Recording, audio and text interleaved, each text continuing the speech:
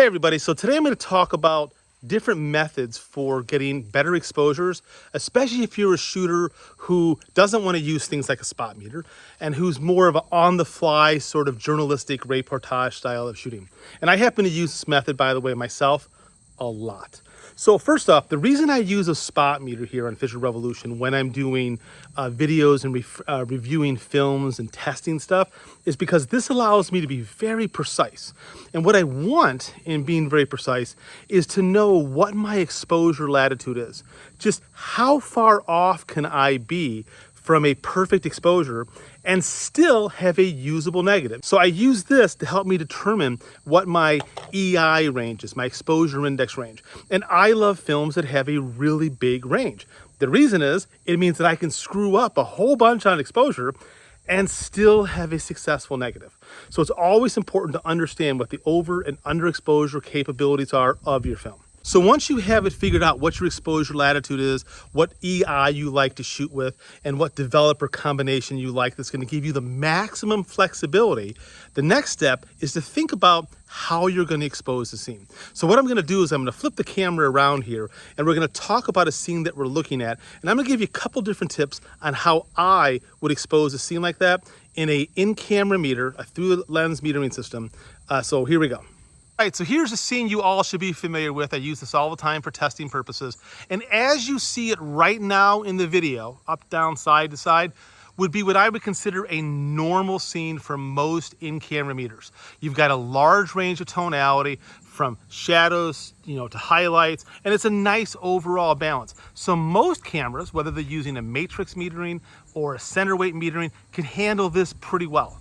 But what if it was something more like this, where you have lots of bright sky? What would that do?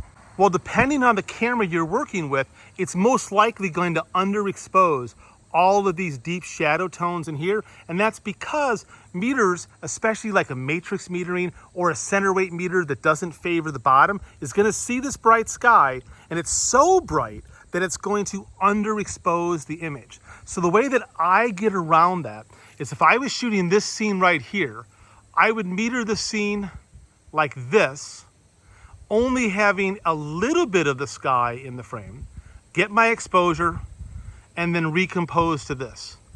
Because the reality is, most films, especially color negative films, can handle an awful lot of overexposure, but they don't like to be underexposed. I mean, for example, Portra 400, you can easily overexpose 4, 5, even 6, 7 stops. I've done it. It's a dense negative, but it's absolutely scannable.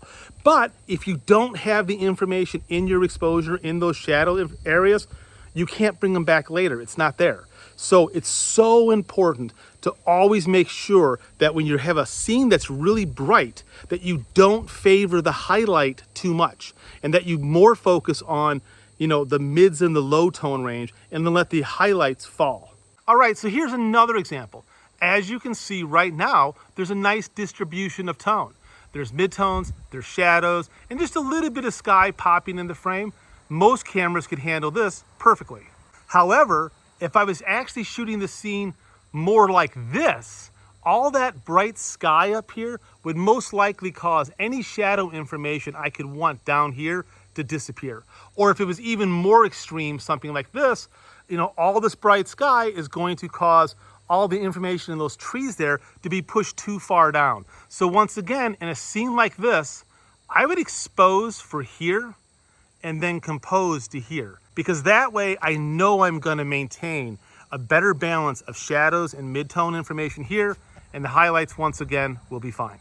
Another thing that you can do, and this is really a trick from the old days of photography, is meter off the palm of your hand. So if I take the palm of my hand and put it in front of my lens and take a light meter reading, it doesn't have to be in focus. Just fill it with your lens as much as you can, so the palm of your hand is filling side to side everything.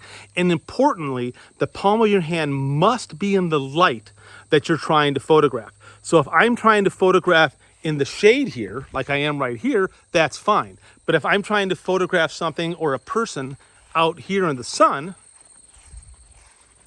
like out here, I need to get my palm out here and I need to make sure that it's properly illuminated. So once you've taken a light meter reading of the palm of your hand, all you have to do is overexpose that by 1 stop. That's because the light meter in your camera is going to read that as middle gray. And all you have to do is give it 1 stop more exposure, which is the brightness of the palm of your hand, and you now have a perfect exposure for that scenario.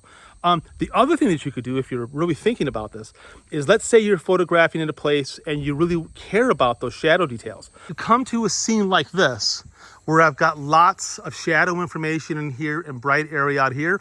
I can meter the palm of my hand, filling it in this light right here, so it's in the shadows, and then underexpose the palm of my hand by 2 stops. That's going to make the palm of my hand a zone 3, which is full shadow detail, and it'd be a perfect placement. And then your highlights would just fall where they are, but once again, that's going to be just fine.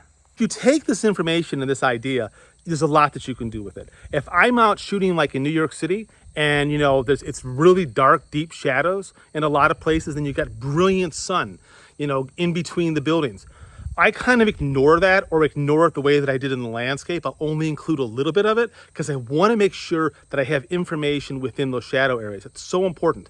Now, if you're shooting digital or if you're shooting transparencies, everything that I just said in terms of how I would favor a scene is backwards. So for instance, all right, so let's talk digital and let's talk transparency material. Once again, if I had a scene like this, everything would be fine.